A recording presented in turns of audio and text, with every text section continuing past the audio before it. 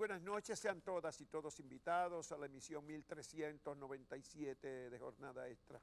Cuenta esta noche con la participación de dos destacadas dirigentes sociales, Ana Vázquez de Santiago y Francisca Peguero de la capital. Ellas son voceras de la Alianza por el Derecho a la Salud y vamos a conversar sobre la propuesta de esta institución que reúne a decenas de organizaciones sociales de un pacto nacional por la salubridad. Tendremos un reportaje también de Oscar Grullón sobre los esfuerzos que se hacen en Puerto Plata ahora a ritmo de merengue para recuperar la primacía del polo turístico inicial, del gran desarrollo turístico nacional. Y vamos a tener también un análisis más allá de lo que pasó, de las implicaciones de la sentencia del Tribunal Superior Electoral sobre el Partido Revolucionario Dominicano y de los furores que ha despertado en el sector gubernamental. Muchísimas gracias por la compañía de esta noche.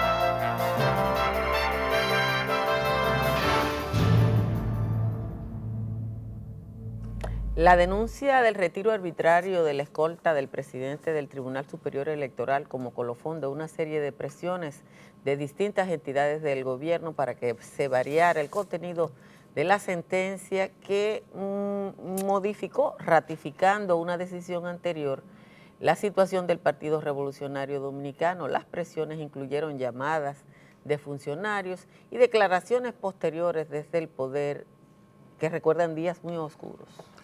Bueno, desde mediados de la semana pasada ya se conocían de las presiones que había sobre los jueces del Tribunal Superior Electoral, pero eso alcanzaron categoría de escándalo el pasado viernes cuando en medio de la calle le retiraron la escolta al presidente de ese tribunal como parte de las presiones que estaba siendo sometido y que incluían llamadas de ministros del gobierno y amenazas de diversos géneros. También le retiraron, le cambiaron el jefe de seguridad del edificio del Tribunal Superior Electoral y pusieron a otro nuevo para indicar que ellos estaban en control, en condición de vulnerabilidad.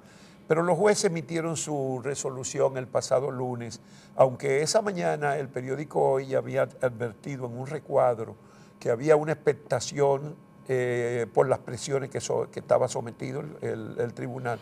Sin embargo, se produjo la sentencia tal y como había sido concebida, aunque 2 de los 5 jueces expresaron votos disidentes.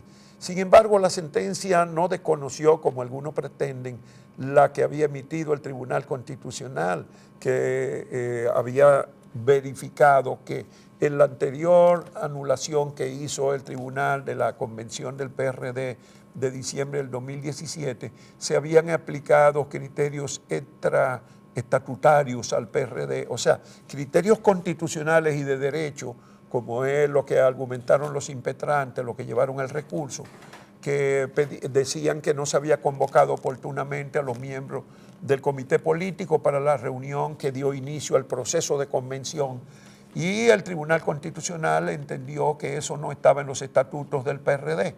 La nueva sentencia del Tribunal Superior Electoral acoge lo que planteó el Tribunal Constitucional y entonces pasa a verificar el siguiente grado, ya no de la Comisión Política, sino del Comité Ejecutivo Nacional, donde entonces, después de 5 audiencias y pedir toda la documentación y recaudarla, encontró que ahí no hubo quórum para celebrar esa sesión y eso determina la anulación de la convocatoria de la convención y las decisiones que se tomaron entonces. Pero ¿qué ocurrió? ¿Qué fue lo que encontró el Tribunal Superior Electoral?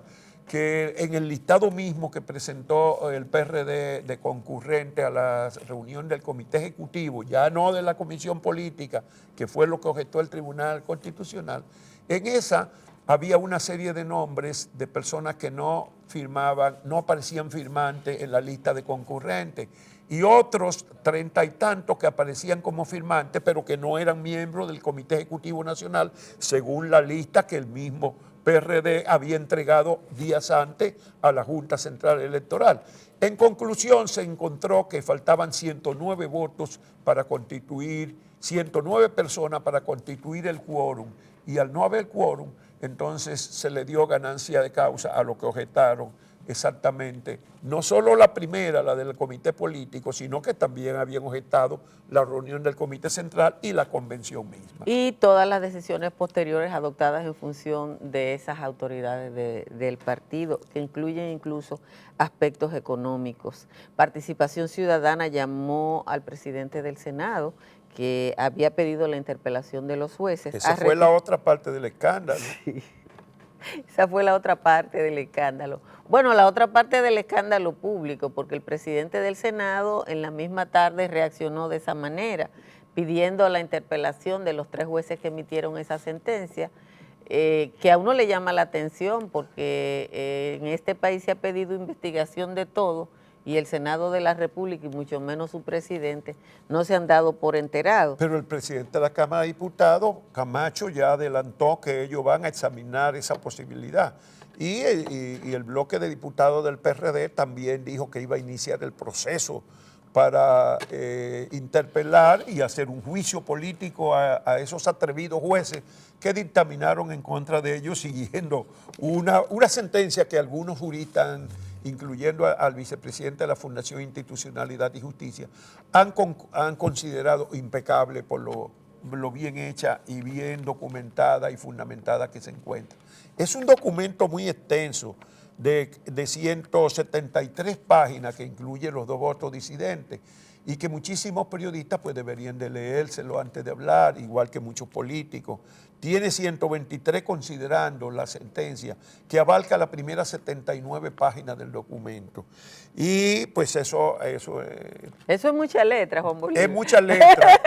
Y yo confieso que me tomó unas cuantas horas estudiar esa sentencia, leerla entera y sacar mis propias conclusiones. Bueno, pero el agua está enturbiada en el caso del Partido de la Liberación Dominicana, porque esta semana el doctor Leonel Fernández volvió a ratificar que en esta ocasión no resignará sus aspiraciones a la nominación de la candidatura presidencial de esta organización por la presión de una posible división. Esta semana, tanto Carlos Amarante Boaret como Temístocles Montaz solicitaron a Fernández que resignara sus aspiraciones en aras de la unidad del PLD. Pero todo eso ocurrió después de la manifestación, la gran manifestación que hicieron los reeleccionistas en Santiago, en la Arena del Cibao, el domingo, donde reunieron miles de personas. Y además hubo profusión de regalos, de dinero hasta listas oficiales que pasaron. Pero se contrataron artistas de mucho costo y dicen que el costo total de ese evento osciló entre 20 y 30 millones de pesos, que no se sabe quién lo paga. Bueno, hay muchas otras cosas en la semana. Por ejemplo, aparecieron los cadáveres de una pareja de norteamericanos que habían desaparecido aquí 10 días antes. Desde el día 13 estaban desaparecidos. Y la primera versión de las autoridades que murieron en un accidente de tránsito, pero eso no está muy claro, porque resulta que ellos salieron de Samaná para el aeropuerto, tenían vuelo para irse a Estados Unidos. Y aparecieron el aparente accidente ocurrió en las autopistas de las Américas. En las autopistas de las Américas, pero mucho más cerca de la capital que del aeropuerto. O sea que ellos parece que entonces se pasaron. Pero hay otras cosas. Uno de los cadáveres de la señora apareció en tierra y el otro cadáver apareció en el agua, fue rescatado después. Y el carro en que ellos viajaban aparece en el agua. Ahora la pregunta es cómo la señora, el cadáver apareció en tierra. Bueno, hay cosas que las autoridades dominicanas tendrán que esclarecer, porque además el FBI de Estados Unidos está aquí investigando el caso y convendría que sean los dominicanos los que establezcan la realidad de lo que pasó antes que eso sea un escándalo internacional. Sobre todo porque van a revisar ambas autopsias. El referente es que la señora que fue llevada al hospital Darío Contreras recibió el tratamiento de extranjera, pero no de norteamericana negra. Y eso probablemente modificó el tipo de atención que recibió por parte de la autoridad dominicana. Otro acontecimiento que se inscribe en la política es que 42 diputados del Partido de la Liberación Dominicana ratificaron su apoyo a la posición de Leonel Fernández y su rechazo a la reforma de la Constitución en términos muy duros, hablando del sistema democrático y preservación de la Constitución de la República. Y esa ratificación hace mucho, vuelve a replantear las dificultades que tienen los continuistas para lograr la cantidad de votos necesarios para reformar la Constitución. Por lo menos le faltan entre 35 y 40 votos, según los análisis de cómo están repartidas las posiciones. Eso no quiere decir que no puedan conseguir una parte de esos o por adscripción voluntaria, porque despierten un fervor ahora en algún legislador, o porque los incentiven mucho, de cualquier manera. Pero de cualquier manera, todo el mundo en este país dice que es que los comprarían. No es que van a cambiar de criterio por razones de convicciones pero políticas. siguen siendo muchos, Juan Bolívar. O sea, hay 98 legisladores adscritos como seguidores del presidente de la República y se necesitan las 2/3 partes. Se necesitan 148, creo que son. Sí, porque la tercera parte son 74. Sí, son 74. Se necesitan 148 votos. Él tiene 98 seguros y tiene probablemente, eso incluye los del PRD. Incluye los del PRD, sí. Pero tiene probablemente, de los 10 o 11 reformistas, probablemente tenga así 6 o 7. Pero aún sumándole eso, todavía le van a faltar cerca de 40 votos al presidente para conseguirlo. Dice que sumando la cantidad de diputados y senadores, que serían 24 senadores y 98 diputados. Es que no tiene 98 diputados. El PLD tenía 106 diputados. Hay 42 con Leonel. Hay que restar. Bueno, anda entre 30 y 40 votos le faltan. Esa es la situación. Y por el otro lado, hay que consignar que esta semana también hubo un escándalo y afectó a impactó particularmente en el Cibao.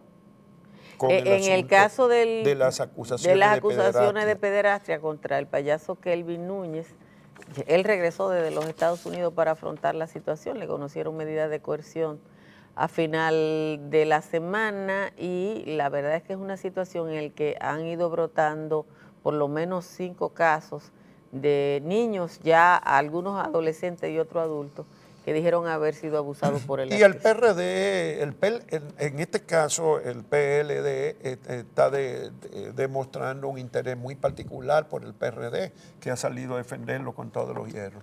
Mientras el PRM fracasó en un nuevo intento porque se interpelara al Procurador General de la República sobre las violaciones a la ley, al derecho a la legítima defensa y a la honra de la jueza Miriam Germán por parte del Procurador General de la República en su calidad de miembro del Consejo Nacional de la Magistratura.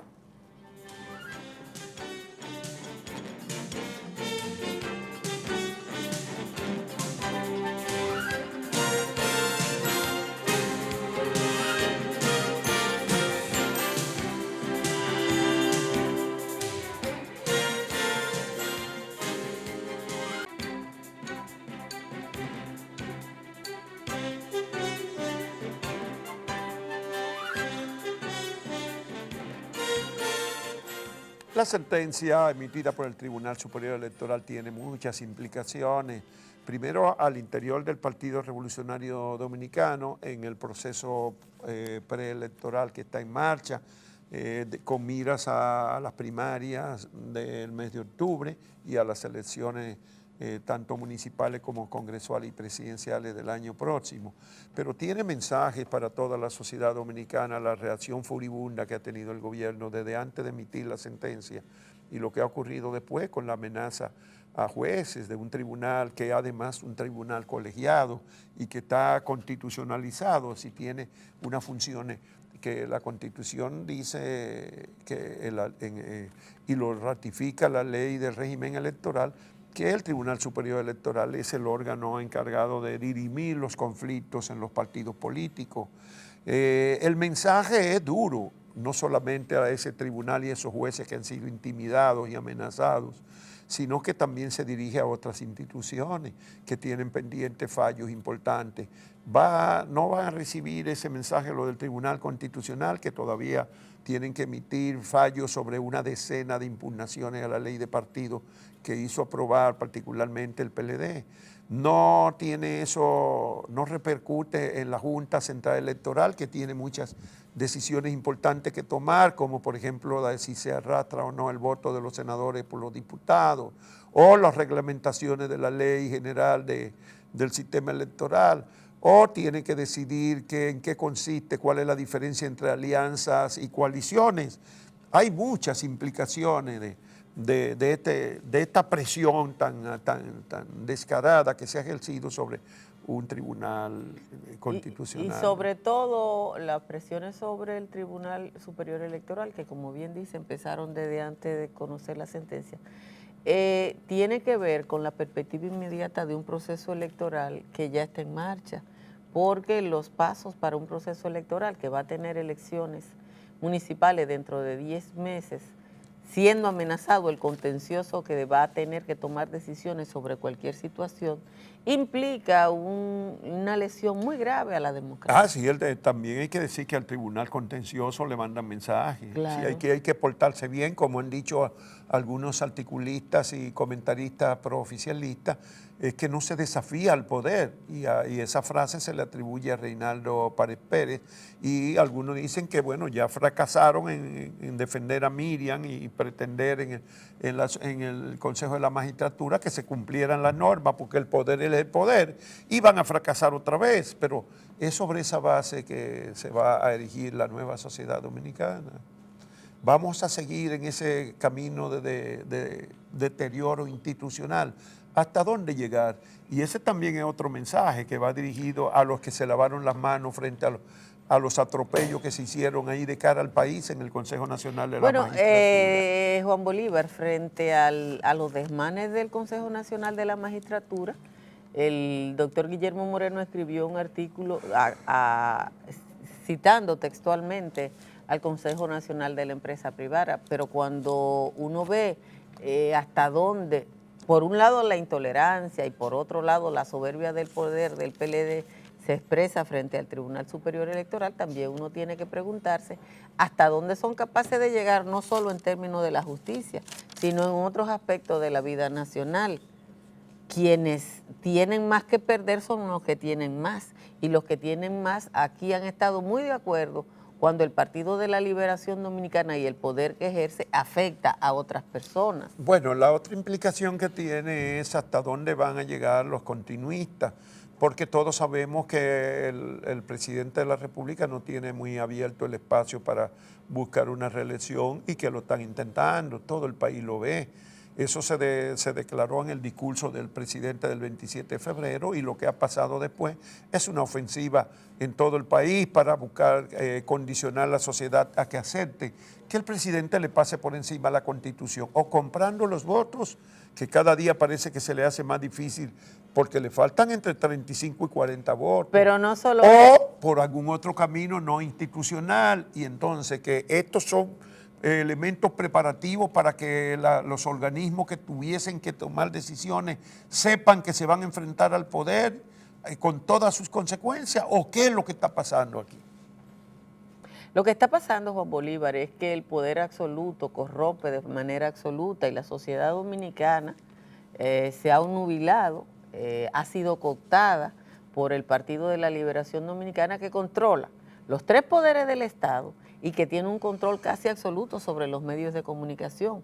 Una de las cosas que llama la atención de este proceso es que parte importante de los medios estuvieron a lo largo de la semana con actitudes críticas hacia una decisión que en justicia ha sido justificada por los entendidos y por la gente que sabe, y por el otro lado, los amanuenses y comentaristas vinculados al gobierno que entienden que el ejercicio del poder puro y duro está por encima de la institucionalidad. Y que además el que lo desafía tiene que atenerse a las consecuencias, como le pasó a Miriam Germán.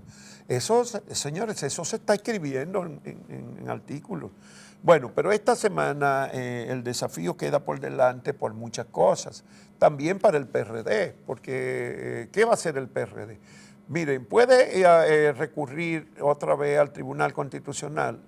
Ya ellos, sus abogados, van a darse cuenta que el Tribunal Superior Electoral acogió las observaciones que hizo el Tribunal Constitucional y la acogió sin remilgo y lo dice claramente la sentencia, que acoge, que respeta esa decisión y se va a analizar otros aspectos de los que se había recusado del proceso de esa convención del PRD.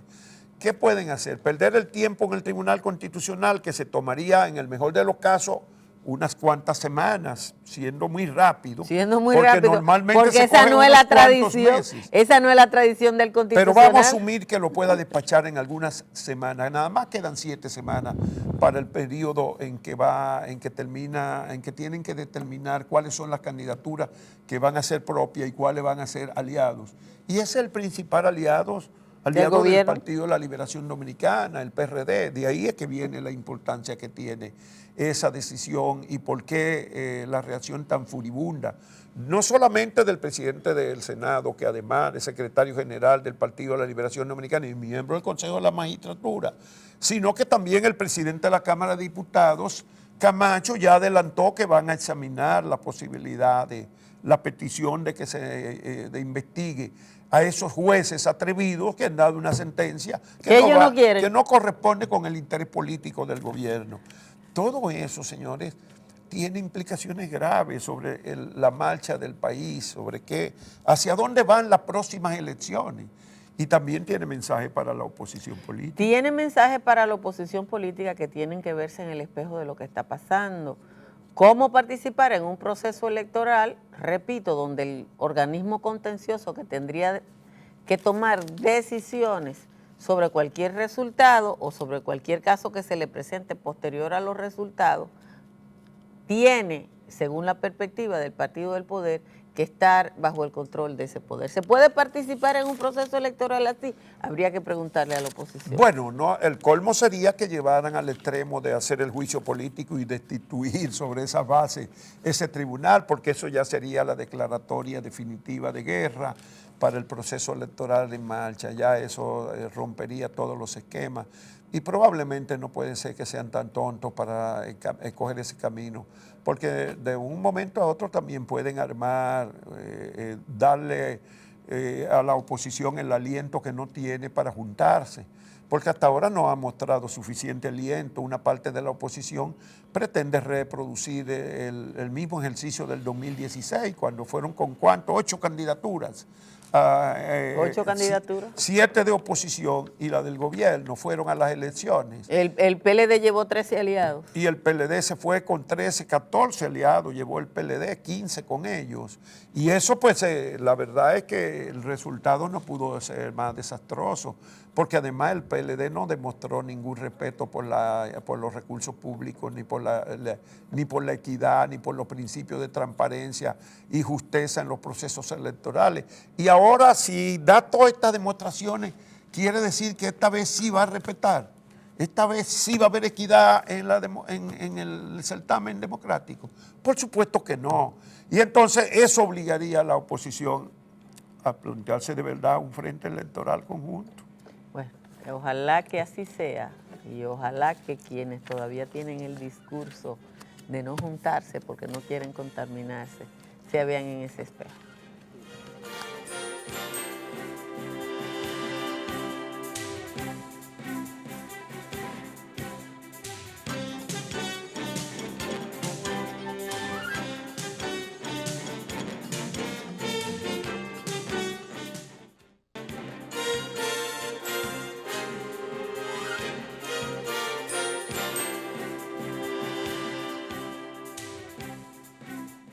Nos complace recibir esta noche en Jornada Extra 2 dirigentes de la Alianza por el Derecho a la Salud, la Alianza Dominicana, la ADESA, constituida el año pasado y que ha tenido mucha repercusión aunado decenas de instituciones de la sociedad civil que están procurando eso y han planteado recientemente, la semana pasada, la necesidad de un pacto por la salud, por el derecho a la salud, que también ha sido muy acogido en diversos segmentos de la sociedad dominicana. Pero vamos a dejar que sean Ana Vázquez, quien es. Ana Vázquez, directora ejecutiva del Centro Integral para el Desarrollo Local de Santiago, con sede en Santiago, y Francisca Peguero es presidenta de la Asociación Nacional de Enfermería. Ambas son mujeres que han estado hace mucho tiempo en las actividades de la sociedad civil como activistas sociales.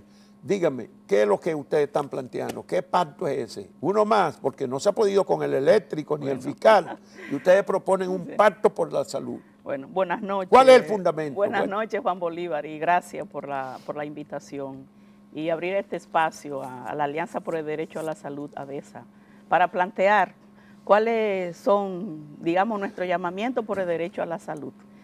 Nosotros siempre decimos que salud es prioridad para todo, porque si no tenemos salud no podemos disfrutar absolutamente nada, ni el pacto de la educación, ni el pacto eléctrico, ni la vida. Entonces, el deterioro que tiene el sistema de salud en República Dominicana ya no aguanta más. Y nosotros los vemos cada día cuando nuestro pueblo, cuando nuestra gente están en la búsqueda de un derecho que tienen, del derecho a disfrutar de buenas condiciones de salud. Y no se tiene. Entonces, por ello, que la Alianza por el Derecho a la Salud, que aglutina unas 56 instituciones, pero que a su vez estas instituciones son redes, o sea, que abarcan, como ya decía, centenas de instituciones. Y estamos tomando como prioridad precisamente el tema de la salud, aprovechando esta coyuntura, si se quiere, preelectoral, para llamar a los partidos políticos, a los dirigentes de los partidos políticos, que pongan como prioridad el tema de la salud, el tema de los hospitales, como están en República Dominicana, el tema como estamos manejando las ARS, el tema como está todo el sistema de seguridad social, que ya a 18 años de disponer de una ley de seguridad social no se ve mejoría. Si bien es cierto que hoy en día hay un buen número de personas afiliadas que disfrutan de un servicio, de un seguro de salud, pero eso no lo es todo. O sea, hay muchas deficiencias que hay que trabajar. Entonces, por ello que estamos llamando a la ciudadanía en general, a los sectores políticos, a los sectores religiosos, a unar esfuerzos por este pacto por el derecho a la salud, pero que vayamos mucho más allá del discurso a trabajar en concretar acciones que se vean buenos resultados para el sistema de salud dominicano. Bueno, ¿y cuál es el fundamento de eso? Porque tú dices los hospitales, pero el gobierno finalmente ha reinaugurado 2/3 de los 56 hospitales que empezó a remodelar o a reconstruir hace 7 años. Ya le quedan apenas como 18, 19. 20.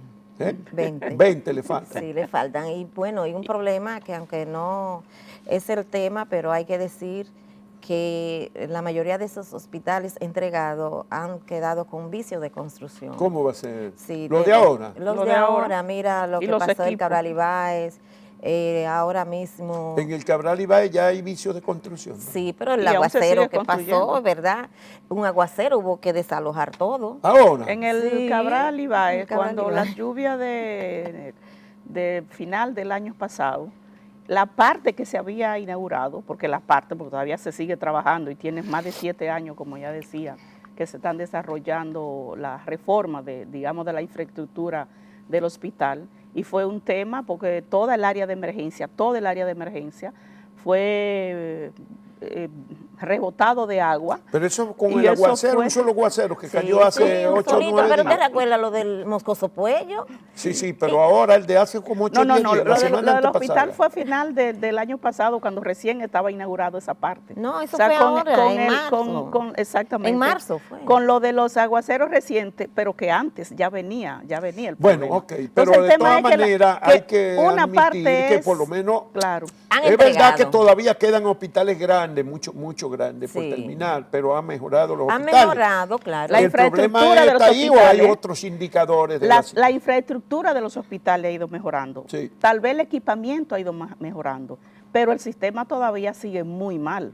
O sea, cuando un paciente, y aquí vemos una vocera principal porque es una enfermera que lo vive cada día, necesita un chequeo médico y tiene que ir a un hospital y esperar 6 meses para que lo puedan revisar, pues debemos ver dónde Y es están las tanto mejoras. así, como 6 meses, Peguero. Sí, los Francisca. referimientos de una consulta a una especialidad a veces dura 6 meses, 3 meses, 4 y 5 meses.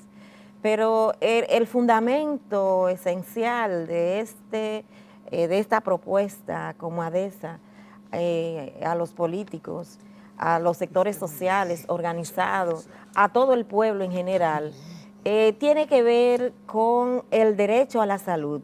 El pasado domingo, en el marco de la conmemoración del Día Internacional de la Salud, que cabe decir que llevan 2 años con un tema, cada año se toma un tema de interés a priorizar.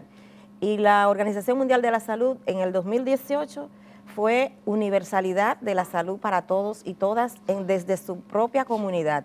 Este año también sigue el mismo tema. Esto es un indicador de que realmente el tema de la salud como un derecho está siendo violentado, y esto es lo que sustenta esta propuesta de ADESA, que es integrada por 56 organizaciones del pueblo, porque a diferencia de los gremios de la salud, de los sindicatos de la salud, que son integrados por los actores de la salud, ADESA es la única organización aquí en nuestro país que está representando al pueblo y los intereses de la población. Entonces, por eso nosotros estamos, tal y como decía Ana, aprovechando la coyuntura política nacional, estamos haciendo esta propuesta. Ustedes pretenden, como tal vez el pacto por la educación, que en la campaña electoral del 2012 se logró que los candidatos presidenciales se comprometieran, la sociedad los llevó a firmar. Perfecto. Y el presidente Medina ha cumplido por lo menos con la inversión del 4%. Claro. Exactamente. Ahora ustedes pretenden algo similar. ¿Cuál es la inversión en salud para este año del presupuesto? ¿Ustedes tienen esa edad? 1.8. Es que no sobrepasa. O sea, bajó del 2%. Del 2% bajó a 1.8. Nosotros estamos en competencia con Haití y Guatemala. De la más baja inversión en Latinoamérica, nosotros ¿Y el promedio somos en América Latina por dónde anda en salud? El promedio anda en 3.4, en 5, exactamente. Y la Organización Mundial de la Salud establece, la mencionamos porque es el organismo que tiene que velar por todas las problemáticas de salud, establece que primero, para que haya universalidad para todos y todas debe haber voluntad política. Claro. Segundo, que para esto el presupuesto que debe invertirse a salud debe oscilar entre un 5 a un 8%. ¿De qué? Del PIB de salud, nacional para salud debe oscilar de un 5 a un 8%. Eso dice la Organización Mundial de la Salud. Exactamente, y ha invitado a todos los países para que se asuman esta propuesta de ellos, producto de un estudio. No, yo que la misma Estrategia Nacional de Desarrollo también manda y plantea mayor inversión en salud.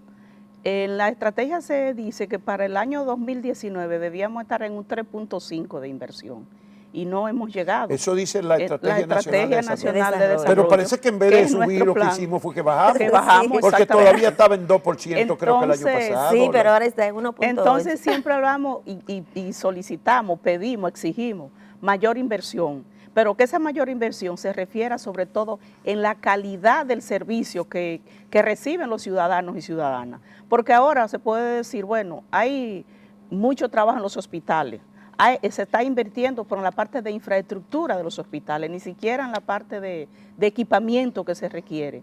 Pero en algunos también ha llevado equipos nuevos, ¿no? Sí, pero entonces no tiene quien lo maneje. Tenemos el caso de un profesionales. En unos hospitales no hay suficiente equipo, en otros llevaron los equipos, pero entonces no han nombrado el personal. Entonces hay que hacer una revisión completa de todo el sistema, porque hay medidas que se han tomado. Los indicadores de la salud. El año pasado hubo un incremento dramático de la muerte neonatales, de niños recién nacidos, creo que al ritmo de más de 9 por día, casi 10. y de incremento también de las muertes maternas. Este año, En los primeros meses, sí, ¿se ha mejorado? Ha mejorado esto, por lo menos la proyección que se tiene de los informes de epidemiológico es que ha bajado, por ejemplo, la muerte materna en 0.5 más o menos, pero ha bajado. De la cantidad de mujeres fallecidas el año pasado para esta época, tenemos una disminución de 10.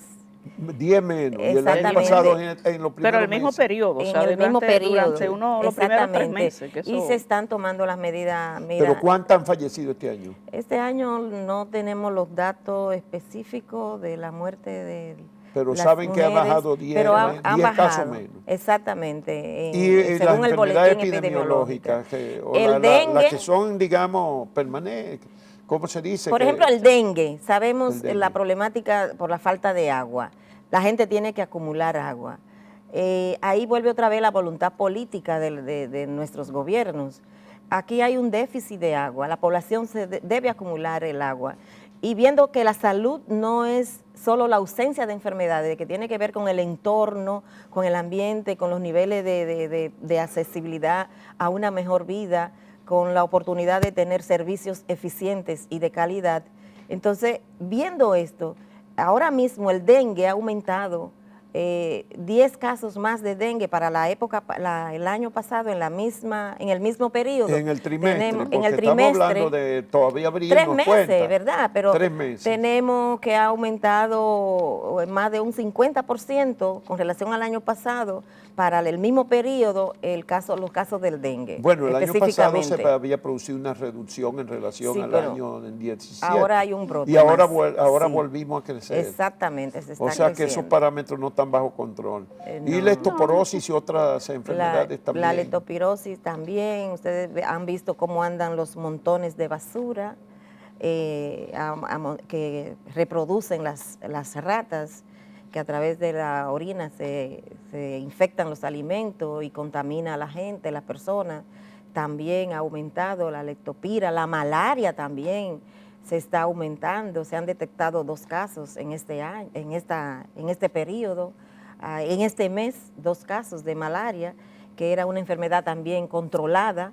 Y, o sea que los indicadores están diciendo que es necesario este pacto, que la es necesario leptospirosis, la que yo dije leptoporosis. leptoporosis ahorita. Ah, no, la leptospirosis. Pirosis. Leptospirosis. Eso la es, explícale a leptopira. los televidentes que eso es una enfermedad derivada de, Sí. de mordedura De la de orina rata. De la rata. orina y De la la orina mordedura de de rata. Y de la orina de la rata. Exactamente, de la orina que contaminan los alimentos. Y es mortal. Y es mortal. La leptospirosis es una enfermedad mortal, por eso nosotros siempre decimos, deben tapar bien los alimentos, deben cocer bien los alimentos, lavarse las manos antes de ingerir cualquier alimento y después también, o sea que tomar nosotras y nosotros mismos, aunque no es la salud no es un problema individual, es un problema social, es un problema colectivo, pero es un problema de responsabilidad de Estado. Bueno, en Santiago ustedes han tenido muchos problemas, particularmente porque los 2 principales hospitales están en estado en estado de, digamos, tanto de, el de José María reforma. Cabral Ibáez, que el regional, como el hospital, el Arturo Grullón, que es el hospital. Ya el Grullón lo terminaron, ¿verdad? Aún sigue, está mucho más avanzado que el Cabral. Está más avanzado, pero no lo han terminado. Pero no se ha terminado todas las reformas de infraestructura que han estado trabajando. En el caso del Cabral Ibáez, lo que es la maternidad, se ha trasladado a lo que era el Hospital de Seguro Social y ahora está funcionando como hospital de maternidad. Separado en otro edificio, como la Seguridad Social. El instituto pasó al sistema, exactamente, la infraestructura del Hospital de Seguridad Social. Ahora es el Hospital de Maternidad. Entonces está funcionando bien la maternidad. Está funcionando con las debilidades que sabemos que tiene el sistema y es lo que llamamos. Ahora se conversaban, digamos, de esos brotes, que el leptospirosis, que el tema del dengue, que el tema de la chikungunya, que todavía nos sigue afectando. Pero ya todavía queda chikungunya. Yo creí que ya había pasado. Pero hay otros temas que afecta a la humanidad, a la ciudadanía. Por ejemplo, el tema de cáncer, que todavía tenemos que seguir investigando qué es lo que pasa, que tantas personas ahora se están muriendo de cáncer. De cáncer. Pero hablamos de esto, del tema de diabetes, que ya hay un % altísimo de personas que sufren de diabetes, el tema de hipertensión arterial. Entonces, esos tratamientos, que son tratamientos continuos, que tienen que estar yendo a los hospitales, que requieren de medicamentos, entonces eso lo asociamos a que decíamos ahorita, de que hay una gran cantidad de la población que disfruta de un seguro médico, pero el copago que requieren esos seguros es otro elemento que nosotros lo estamos planteando en la necesidad de esa reforma estructural, de esa reforma profunda que debemos hacer a nuestro sistema de seguridad social para mejorar lo que es el sistema de salud. Ahora nosotros conocemos que la CISARRIL, por ejemplo, ha estado planteando una reforma a la ley de seguridad social, que tiene algunas mejoras, pero no es suficiente lo que, digamos, se plantea para tener una reforma estructural y que sirva y que las ventajas las pueda disfrutar la ciudadanía. Bueno, Francisca, que está dentro de los hospitales como enfermera y dirigente de las enfermeras, podría tal vez ayudarnos a entender. Hay quienes dicen que, bueno, han entregado carnet y han puesto bajo, digamos, como parte del sistema de seguridad social nacional a una cantidad apreciable, una alta proporción de personas que están, digamos, vulnerables, que no tienen un empleo, que son gente que viven en la pobreza. ¿Eso ha implicado realmente un cambio significativo en relación a antes? Porque antes lo atendían en los hospitales públicos, igual que ahora. Es en los hospitales públicos donde van esas personas, ¿no? Fíjate, según el informe de la Seguridad Social, tenemos carnetizado un 76% de la población. Pero no es lo mismo estar carnetizado que recibir cobertura segura, eficiente y de calidad y a tiempo. De ese 76%, tenemos 3.600.000 personas que están en el régimen subsidiado, o sea, que son las personas que tienen un carnet para ir a los hospitales. Antes igualmente iban a los hospitales. Pero no tenían un carnet. Pero no tenían un carnet. O sea que la diferencia puede ser que ahora tienen un carnet. Es el carnet, pero además la diferencia... Porque van a los mismos hospitales, a los mismos servicios. A recibir los mismos servicios en peor crisis que antes tal vez, porque tú tenías, por ejemplo... Pero mejor instalaciones físicas. Mejor instalaciones físicas, pero por ejemplo ahora que hay que reconocer que el licenciado Chanel Rosa está haciendo un esfuerzo para ir reponiendo el personal que fue pensionado hace 3 años. Ese fue un problema, sí. Que fue un problema, pero tenemos hospitales donde es una sola enfermera para la emergencia, tiene que asistir al parto, tiene que ir a asistir. ¿Cómo una sola enfermera? Una sola enfermera. Pero eso no puede en ser la un emergencia. Hospital una sola, bueno, será pues en claro. Una cliniquita chiquita. No, un hospital municipal. Ejemplo, Piedra Blanca, ejemplo, Maimón, ejemplo, la mayoría de los hospitales de los municipios de Santiago, del norte, del sur, del este, en su mayoría, o una sola enfermera para 3.000 familias en una unidad de atención primaria, llevando todos los programas, asistiendo, dándole seguimiento a la gente, a las enfermedades. ¿Y cuántos médicos hay? Porque una sola enfermera para ¿cuántos médicos? Un médico o 2 médicos. Que pero es los centros de primera atención, o sea, los llamadas CPN o la UNAT. O sea, el sistema manda, que está bien estructurado, que esté el médico de familia, que esté el médico residente, que estén los promotores y que estén las enfermeras, en función de la cantidad de familias que atienda, digamos, ese centro. O sea que no hemos podido avanzar pero según los estándares de la OPS aquí en la región, para hablar de unidad de atención primaria se debe tener por lo menos 23 personas, especialistas, promotores, promotoras, enfermeras, médicos, bioanalistas, 23% personas en cada centro. Exactamente. ¿Y cuántos hay en esos centros? Y hay 2. Pero no puede ser, solamente 2. Una enfermera y un médico. Muchos casos, hay otros que hay más. Y no hay personal de apoyo adicional. No, tenemos clínica, y eso hay que decirlo, que nosotros lo rechazamos totalmente, que hay lugares, clínicas de unidad de atención primaria, la llamada antes clínicas rurales, donde la enfermera tiene que cocinar, la enfermera tiene que limpiar, la enfermera tiene que ser mensajera, ser vigilante.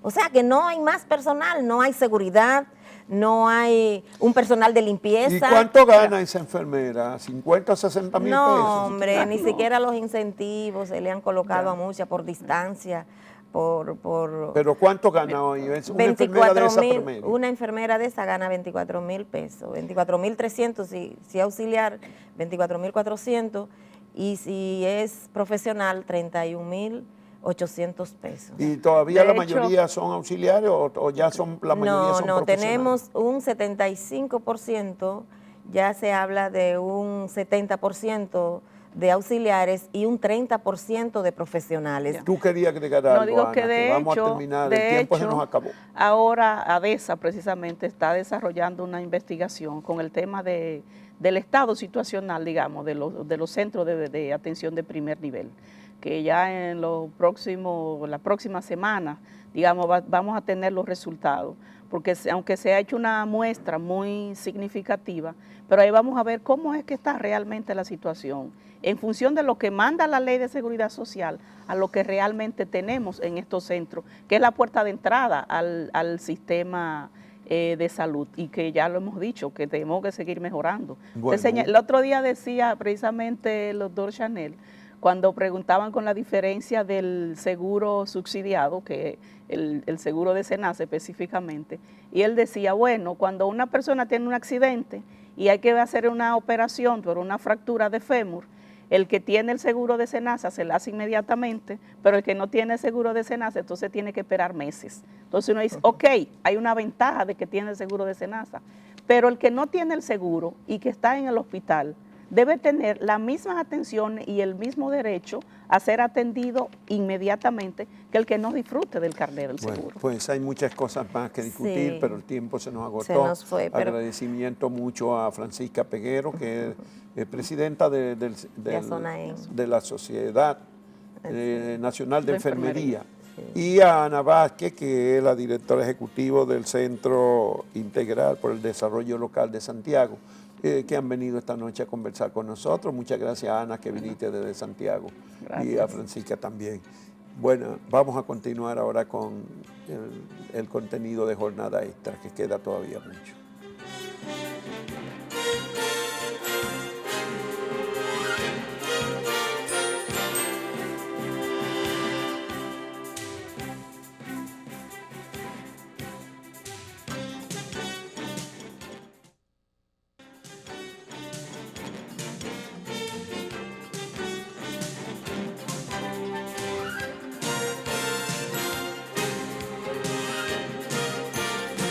Despedimos esta edición de Jornada Extra con este trabajo de nuestro compañero Oscar Grullón a propósito del esfuerzo de Puerto Plata por retomar su espacio en el desarrollo turístico de la República Dominicana a golpe de merengue. Nos encontramos de nuevo el próximo domingo.